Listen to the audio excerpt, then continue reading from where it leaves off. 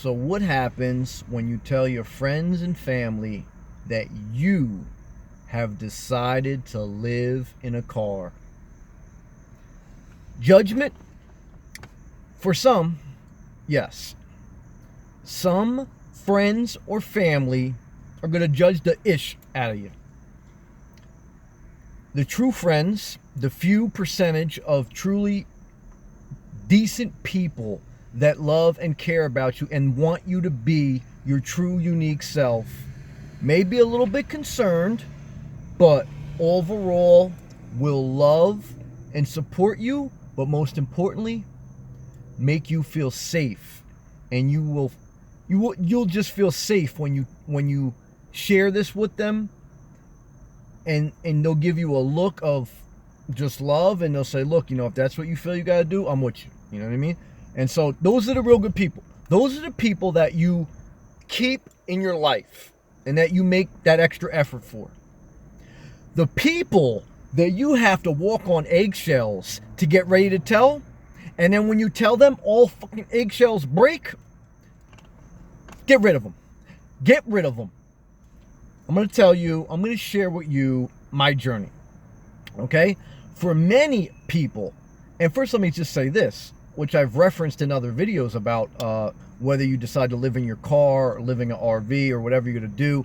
I mean, I'm living in a Jeep Renegade. But when I had started this journey, the journey was to just downsize my life. I was going to sell my big condo, move to a small condo on the beach, and try to cut my living expenses in half.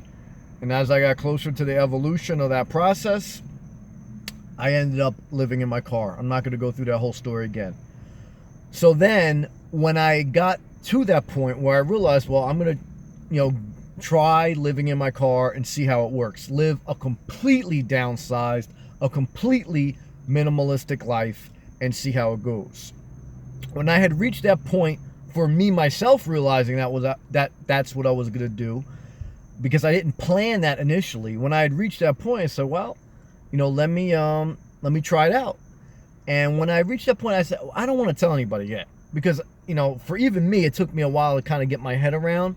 And when you do something new and something scary and something that isn't normal, then you don't want to tell anybody, because you're scared yourself a little bit. And not even scared, because I wasn't scared, but it's just you feel funny about it yourself. And you don't want to have to go through all the expressions on people's faces, all the, oh my God, I can't believe you did, what's going on? You don't want to have to deal with all that extra emotional burden, and rightfully so. But eventually you come to the point where you have to tell people. Now, some people I kind of told more or less, very close to around the time I was doing it, because, that they're people I could trust, and I feel safe. I feel safe. That's the word. I feel safe around, and I feel, look, I could share this, and they may even disagree with it, but we're cool. We can share. We can chop it up, and I know they want the best for me, and I don't have to give a lot of effort in justifying myself. I shouldn't have to give any, and they shouldn't have to give any. No, and nobody should have to give any justification to you why they're doing something, as long as if what you are doing or what they are doing does not directly affect one another and it doesn't hurt one another. Everyone should have the freedom to do them. That being said, I told a few people initially. Then my mom found out. I didn't want to tell her initially because I didn't want her to worry. Mothers worry. My mother is still alive. My father's still alive. And so I didn't want her to worry, because, mothers worry, and I understand it. I have compassion. I'm thankful for my mother. She's a good woman. But then eventually she just, said, Sam, you sell your house? So I just said, look, I sold my house. I decided, for right now, I want to try this. I thank God for my mom. She said, Sam, look, as long as you're okay and that you're safe and that you're doing things properly, I trust you, and just be careful, but I'm okay. Just do what you needs best. And, she did even kind of come around and say, it's probably smart for a person that doesn't have a family, and if that's what you want to do, you should do it. I thank God my mom overall gave me no problems. I'm thankful for my mother. I'm very thankful. Now my father, different story. And I'm going to tell you a story. So initially in the winter of 2017 is when I had sold my house. And it is when I got close to closing, I was thinking about, after I couldn't find another smaller condo to live in, I was thinking about, well, maybe I'll either buy a small RV or live out of my car till I can figure it out. And I hadn't fully made the commitment yet. And when I even brought that, I had a discussion with my father. I was thinking maybe selling. I didn't even tell him yet. I was thinking maybe I'll do this or that. And then I brought up to the point when it got closer to me deciding. I said, well, maybe I'm even going to live out of my car, maybe, or maybe even buy a small RV. And his reaction, what? You're going to do what? I can't believe, what kind of life is that? You're going backwards. And give me this whole judgment conversation, this whole guilt trip type conversation. And I'm thankful for my father. He's been a blessing in certain areas of my life. But also in certain areas of my life, he's been a contentious person. And somebody that you have to emotionally carry. He wants the freedom to do what he wants, but he doesn't want to give other people the freedom to do what they want. Okay? It's a it's a double standard. And it's just an emotional tax on me that at this point in my adult life, if I'm treating him with respect, I don't deserve that. I don't deserve that. Look, none of us deserve anything. It's only by the grace of God. But look, I am not going to carry the emotional burdens of anyone else in this world past to the point of grace. I'll give somebody grace, make a mistake, I make a mistake, and I don't want to just, eye for an eye. But I'm not going to have to feel already a little bit nervous about doing something new in life. And I'm going to have to carry some judgmental prick. I don't care if it's somebody, a friend, family, foe, doesn't matter to me. Doesn't matter. I'll shut it down completely. Totally boundary up, and I'll keep moving on with my life. Because what I am is I'm confident in myself. And I know that nobody's perfect, but overall, I treat people right, all right? And, I'm a nice guy. I don't hurt anybody. I tried to go out of my way not to hurt people, okay? That being said, if I have to go through, so when he had started, basically, when I had brought up the possibility of living in my car, he went total judgment zone. Totally, you should, it's not the way to go, this and that is. And I stopped the conversation. I said, all right, I hear you. And I just let it be. And I let it die. And I didn't bring it up to him. So then I started living out of my car for 2, 3, 4 months. And then we had a conversation, different, the bottom line is he found out that I had sold my house and I was living out of my car. And he got fucking real upset, you know what I mean, about, there was various things tied into that I'm not going to mention all of them. But the bottom line is he started this whole big thing. And I just said, look, hey, I don't have to justify myself to anybody. I mean, he did his own thing in life. He lived his whole life. He got to make his own decisions. I get to make my own decisions, all right? It'd be different if the decision I made caused somebody else harm or caused him an inconvenience, but it didn't. It's just that, he's like, why didn't you tell me? Why didn't you tell me? What do you mean, why didn't I tell you? Because when I hinted at telling you, you became Mr. Judgment Guy. And this guy goes to church every Sunday. And he became Mr. Judgment Guy. Like, I don't need that in my life. I got enough. We all have enough mental burdens in life to keep ourselves in the right, healthy place. The last thing I need is anybody else that I have to justify myself to them if I am not doing nothing to hurt them. No. Either support me or don't. That's it. And you don't get to have it both ways. You don't get to say, well, why didn't you tell me when I started to tell you and then you became judgmental and then I decided not to tell you, okay? You can't have it both ways. You either got to crap or you got to get off the pot. You got to either support me or you don't, okay? And I cut off a lot of friends like that too. And not because they didn't support me and not because of maybe this particular reason, but just what I learned in life, all right? That if you have to go out of your way to keep people happy, then it's not right. Now, look, sometimes, we just have a disagreement, and I know that somebody is true to me and I'm true to them, and look, we just disagree on something, and we're not going to make each other happy on this one. We keep it moving, and we go forward together. You know what I'm saying? Because we're not always, even good people going to always vibe. But if I have to consistently walk on eggshells with anybody, you're done, in my opinion. As far as, like, we're being close, it's done. Because I'm not going to live my life like that. And I wouldn't want you to live your life like that. You understand what I'm saying? Like, if I was somebody else that, you were my friend and I always made you feel uncomfortable, why would you always want to be around me? I mean, you wouldn't. And the same thing. I mean, it's just like, forget about it. But I say all that to say, if you decide that being a nomad, that living out of your car, or if it evolves into RV or just some type of alternative lifestyle, no matter who you tell, even people that support you, they're going to be a little bit taken back. And so you have to take your time. If you don't want to tell anybody for 2, 3, 4 months, 2 years, that's up to you.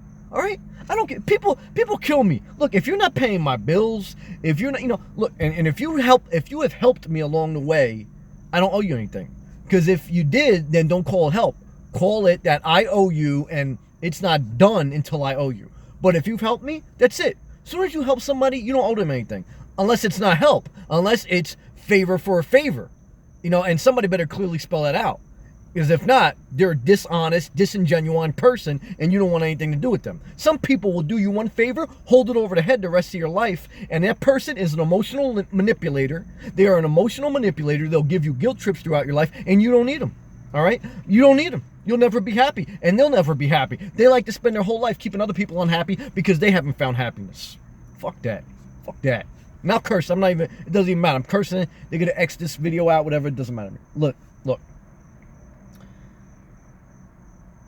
Tell people when you're ready. That's number one. If you decide to be a nomad, tell people when you're ready, not when you feel you have. Tell people when you're ready. Especially if you're single, you got no family. I mean, the people are lucky if you want to tell them. You don't have to tell them anything. Two is when you are ready to tell people, even the good people that love and care about you, they're going to be a little bit concerned, for the most part, people that aren't used to this lifestyle, but just calm down, say, look, something you want to do, and you understand it. You have to understand if they don't really get it in the beginning, and then and then it'll all even out, and you'll be cool and you'll vibe and you'll go forward together because that's real. You know what I mean? And there'll be some to say, oh man, you know what? I always wanted to do that. That's awesome that you're doing that. I would always want to do it, but I had a family or I had this and that and I couldn't do it. And that's going to make you feel good. That's going to make you feel encouraged. And then you are going to have the few judgmental pricks. It may be your friend, family, mother, father, sister, brother, doesn't matter. There's going to be somebody that automatically judges you and that you have to emotionally carry. Those people cut off. Because you know what? If it's not this thing, it'll be something else in life. And that's what I eventually came to the realization. Look, it's always been something with this guy. But if it's not this thing, it's something else. And if I can't be me, this is the bottom line. This is how I'm ending this video. Look, if I can't be me around you, if I can't be my genuine self, not to say that sometimes I may have to apologize because I'm not perfect, but if I can't be me, and if I don't feel safe to be me around you, we're not meant to even be cool. We're not. Okay? You should be free to be you in front of me, and I should be safe to be me in front of you. If I can't be me, screw you. That's it. If I can't be me, screw you. I pray for you. I love you. I hope the best for everybody. But you know exactly what I'm saying. And the same thing applies to you. Carry that principle throughout your life. If you can't be genuinely who you are with the other person, unless you're getting paid as a profession to be around that person, don't be around that person. If I'm getting paid, then I'll be professional and I'll do whatever I have to do around other people because that's all part of life and you have to be a professional. But as far as my personal life, I'm not carrying all those burdens in your professional career that you have to carry because you do have to carry some. As a professional, if you decide to do with your life as far as making an income, you have to carry yourself like a professional. And there's plenty of times where you're not going to like people and you're going to get sometimes disrespected maybe in a certain way that's not obvious, and you have to deal with that because you have to be a professional, and you should, because that's proper. You're getting paid to be a professional, not to be a child.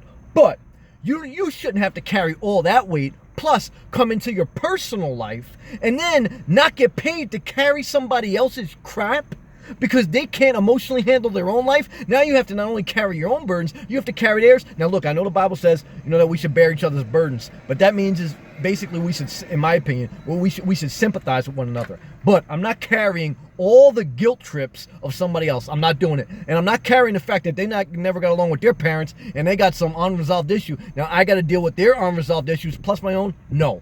Bottom line is, if I can't be me around you, we are not going to be together. I'm going to pray for you. I'm going to love you, but I'm going forward. I'm going forward. If you're not going that way, and if I can't be me, goodbye. All right? That's my story. That's what I went through as far as telling people that you have decided to live in a car, or telling someone that you have decided to live an alternate lifestyle. And you're going to have to experience it yourself in your own way. Some of this may apply, some of it may not. But that's part of life. You know what I mean? That's part of life. But to me, living in a car has been great to date, and it's been a blessing. Some people can't get it because it's an alternate way of living. It's not society's norm. It's not buying a house, white picket fence, and having a dog. And some people will never accept that. Some people will, and it'll be great. Some people will come around And but ultimately you have to live your own life, okay? And because if you don't do that, you'll live a life of resentment, and you'll never truly be happy, and you'll never truly be at peace. So you have to decide for you what's best for you. And I'm just sharing my journey, and I hope it helped, and I hope you stay inspired.